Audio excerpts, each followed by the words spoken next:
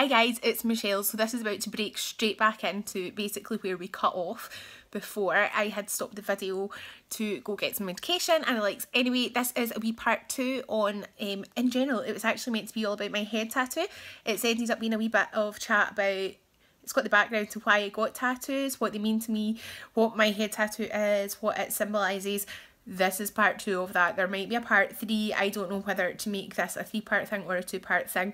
It's very long. So guys, I hope you enjoy and speak soon. Just now I keep pausing videos and trying to cut them back in together to make this seem as seamless as possible, but I'm actually stopping a lot and having to take inhalers because I've got problems with my asthma just now. Now asthma generally doesn't affect me massively. Just now I've been very unwell, but you know, that's life. Alopecia isn't physically dangerous. It's not physically, you know, going to cause massive risks to you, but because of the emotional impact on it, it's huge.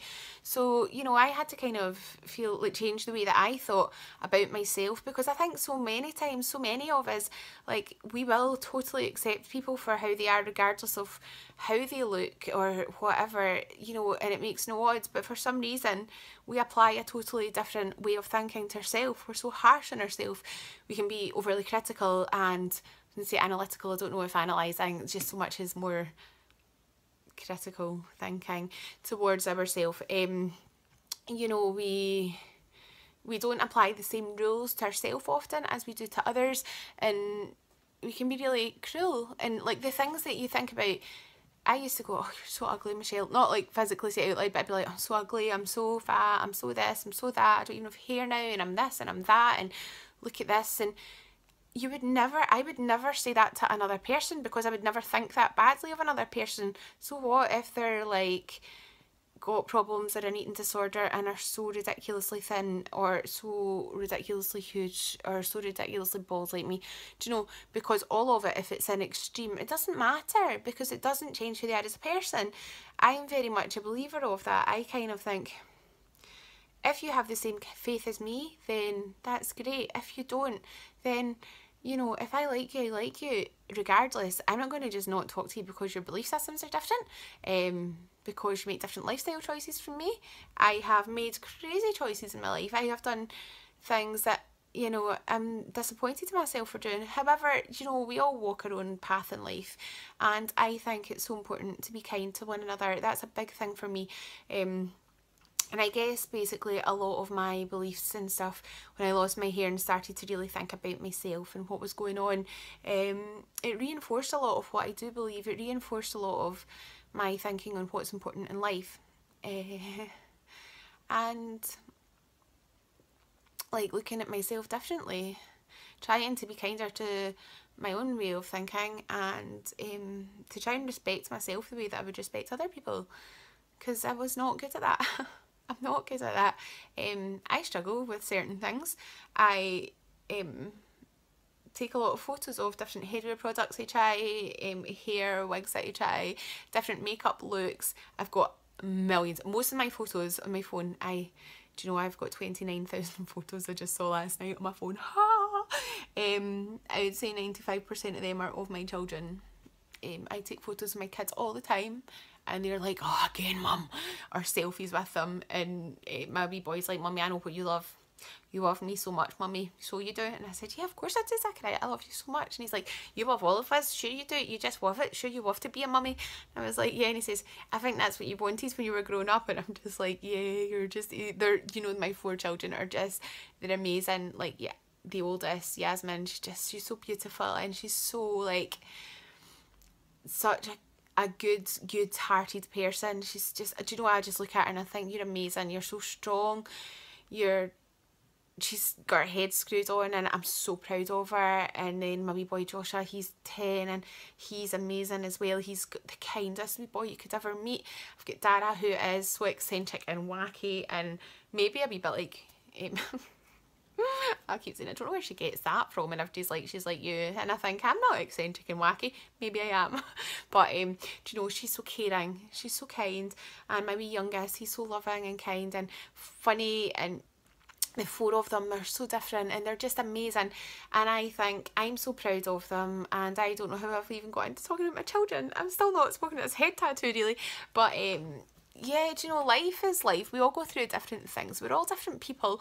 And do you know what? Every single person there, like yourself, don't tell yourself things. Don't think things to yourself that you wouldn't. Would you walk up to someone in the street and go, you look horrendous, you're so fat, you're so thin, you're too short, you're too tall?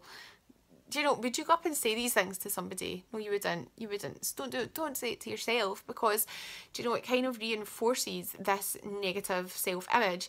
And yeah, that was what I was talking about, photos. So I've got a lot of photos, and some people have said to me, oh, it's so narcissistic, and you've got all these photos of yourself, and you love yourself. And I kind of think, do you know, I don't love myself and think that I look amazing.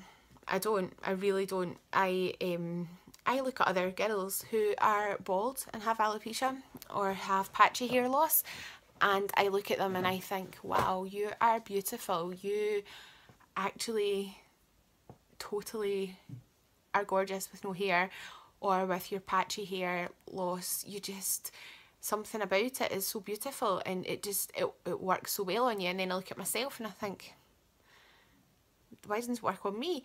But you know, I think probably a lot of people are the same with themselves. I have taken a lot of photos as I go, document my kind of hair loss journey and the rest of it. I take a lot of photos of the likes of if I've done my makeup, because I enjoy makeup. It makes me feel better. I know that a lot of people say I look terrible, I wear too much makeup, I look wild, I look better with none, or like just basic makeup, it's so pretty, why do I need to go overboard? That's okay, that's absolutely fine, and I respect that, and I like that people have their own views and opinions. I do.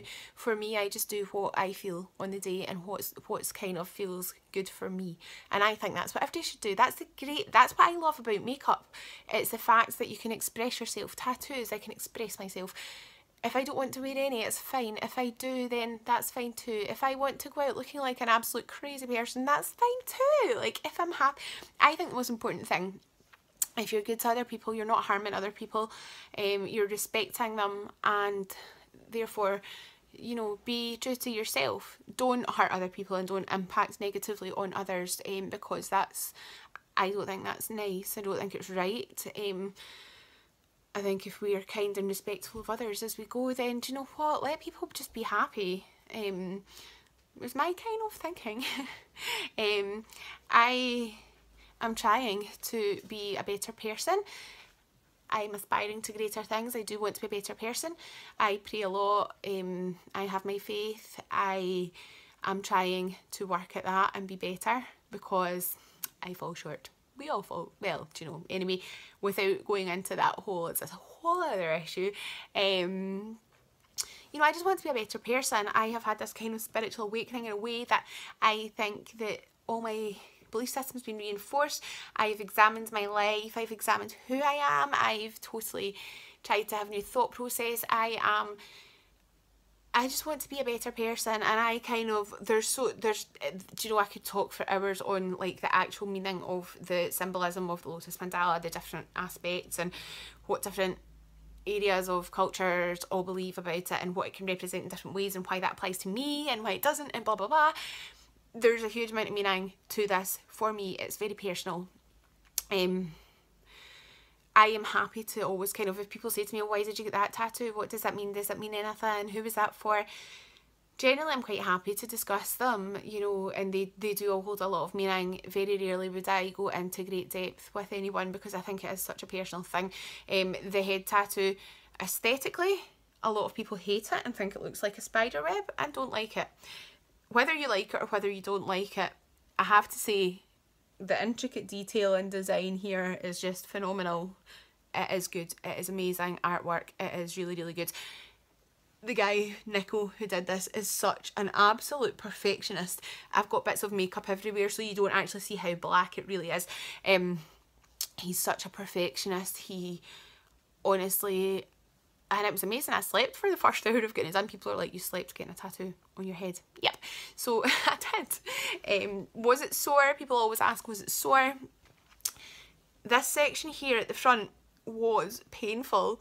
The rest was absolutely fine. I was fine with the rest of it. But yeah, my tattoo represents spiritual awakening and change, and my alopecia has really kind of driven me back to think about what do I want in life, who am I, what do I believe, how do I want to be, what do I want to be, blah blah blah, all of that kind of stuff. So this seems like the perfect symbol, the perfect thing for me to have tattoos on my body. It has so much meaning to me.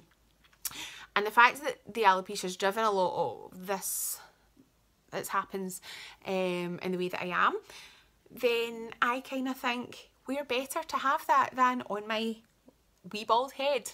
I hated the fact I was bald. I hated my head. I love my wee bald head now. I do. I love it. You know, it's me. It's all part of me, and I'm trying to just embrace everything. Hi guys, so yeah, I have now, sorry, I've just cut this again. I am splitting this into a 3-part video because it actually lasted for half an hour of chatting when it was all added together. So I'm going to do 3 10-minute videos. So this was part 2, so part 3 is just coming up very soon.